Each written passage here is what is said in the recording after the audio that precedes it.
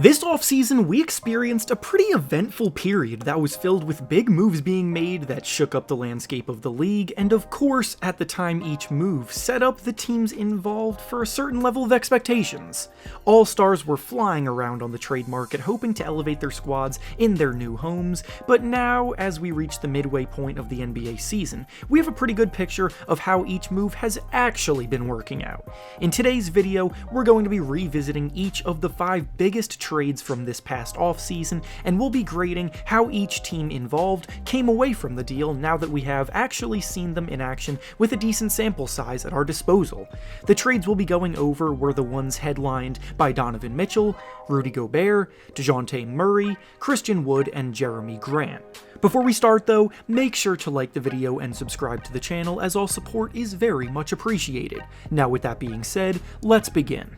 The first trade we'll be grading today was between the Cleveland Cavaliers and the Utah Jazz, where the Cavaliers received Donovan Mitchell in exchange for Colin Sexton, Lauri Markkanen, Ochai Agbaji, 3 first-round picks, and 2 first-round pick swaps. Compared to a lot of the other trades we're going to be discussing today, this one was as close to a win-win as it gets, as both sides honestly came away pretty well from the deal. Donovan Mitchell was unhappy in Utah, and now that he's in Cleveland, he has not only been playing the best basketball of his career, but he's also been helping the Cavaliers establish themselves as legitimate contenders in the East. The Cavaliers were a dominant defense already last season when healthy, but their biggest need was a dominant go-to scoring threat, and that is exactly what Mitchell has been providing, as he's averaging an efficient 29 points per game, while the Cavaliers also rank as the #1 defense in the NBA this season, so his presence has not at all hurt their defensive dominance, and if anything, he's more bought in on that end than he's ever been now. On the flip side, the Jazz were in a tough spot when their stars asked out, and after the moves they made, everyone assumed that they were going to be hitting the reset button to tank, but the reality has been that the players they acquired from these trades, led by Lauri Markkanen, have been unbelievable this year to help keep them afloat. Lauri Markkanen came out of nowhere, and now looks like an all-star in the making, scoring about 25 points per game, lighting it up both inside and out. Colin Sexton hasn't gotten fully back to the production he had prior to his injuries, but is still giving them a nice spark off the bench, and then they have an enormous chest of draft picks at their disposal to use to build their future, while developing these surprisingly good pieces. For the grades, I'm giving the Cavaliers an A and the Jazz an A+,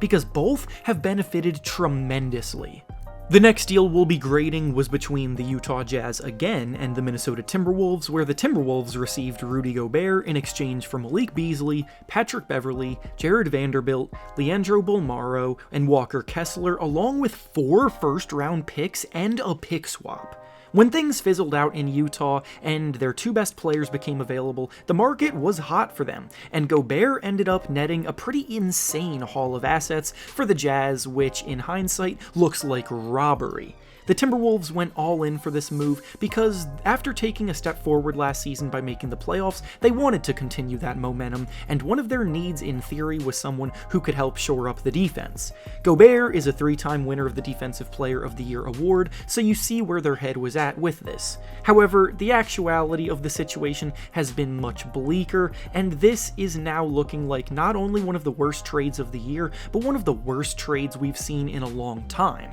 The Timberwolves are currently in 9th place in the Western Conference standings with a record below 500. They are worse both offensively and defensively than they were last year, and the fit between their star players is incredibly awkward and clunky. A 2-center lineup in the year of 2023 was always destined to fail, especially when one of the centers in Towns was already a liability on defense. And now the assets that the team has at their disposal is minimal because they gave it all away to Utah. It's not a total failure yet for the Timberwolves, but it's pretty darn close. So as for the grades, I'm giving the Timberwolves a D, and the Jazz an A+. The next trade we'll be regrading was between the Atlanta Hawks and the San Antonio Spurs, and in it the Hawks received DeJounte Murray and Jock Landale in exchange for Danilo Gallinari, 3 first-round picks, and a first-round pick swap. The Hawks are another team that experienced a bit of success lately and used this past offseason as a way to bring in another star talent that they were hoping would progress themselves forward. But like the last trade we discussed, this one has actually yet to bear these fruits. If there's one thing that I think this past offseason will have accomplished, it's that it will scare teams away from this tactic of simply packaging all of their first-round picks in an offer for a star, because the amount of them that were thrown around this summer was pretty ridiculous, and now that a lot of the deals are backfiring, teams will be a lot more skeptical to give them up willy-nilly. DeJounte Murray broke out as an all-star in San Antonio last season because he was in a situation where he was in total control of the offense, and he stuffed the stat sheet on a nightly basis because everything ran through him. On the Hawks, he and Trae Young were going to have to share the ball handling and playmaking duties, which has led to a learning curve that is still a work in progress. Neither player necessarily operates well off the ball, and Murray especially isn't a great perimeter shooter, so his off-ball impact hurts things even more, and the fact that the Hawks followed this move up by trading away one of their sharpshooters in Kevin Huerter hurt their spacing even more. There's no reason for a team led by Trae Young to be in the bottom third of the NBA in terms of offensive rating, but that's exactly where the Hawks rank right now, and as a team, they're in 9th place in the Eastern Conference standings, which is essentially no improvement at all from a year ago. The Spurs, on the other hand, got exactly what they needed from them on the timeline that they're on as a rebuilding team, as those first-round picks will definitely come in handy, and they probably weren't planning on paying DeJounte Murray big money anyway. For the grades here, the Hawks receive a C, and the Spurs receive a solid A-. The next trade we'll be grading was between the Dallas Mavericks and the Houston Rockets, where the Mavericks received Christian Wood in exchange for Boban Marjanovic, Trey Burke, Marquise Chris, Sterling Brown, and Wendell Moore. This was one of the most underrated deals of the offseason that I think a lot of people slept on at the time, but looking back in hindsight, the Mavericks essentially traded away the players that were at the end of their bench in exchange for a dynamic offensive talent that has the skill set to operate very well alongside Luka Doncic. The biggest concerns at the time of the deal were about Wood's defense, because admittedly he had a pretty poor season on that end of the floor in Houston last season, but the Mavericks established a pretty strong defensive identity last year, and Wood has been more bought into his role, with more expectations being on him with the team around him than he's ever been. Wood and Luka have developed very strong chemistry this year, and in the pick and roll, Wood ranks in the 93rd percentile in conversion rate, making him one of the best roll men in the league, and he's doing so while also shooting the ball 40% from 3, so whether they're putting him in pick and roll action or pick and pop action, defenses have to respect him, which opens things up for Luka Doncic. For the Rockets, even though Wood only had 1 year left on his contract at the time, this trade looks pretty bad for them in hindsight. Not a single player they got back in the deal provides anything of significance, and they didn't even get a single pick back in the trade, which for a rebuilding team is baffling. The grades here are an A- for the Mavericks and a C- for the Rockets.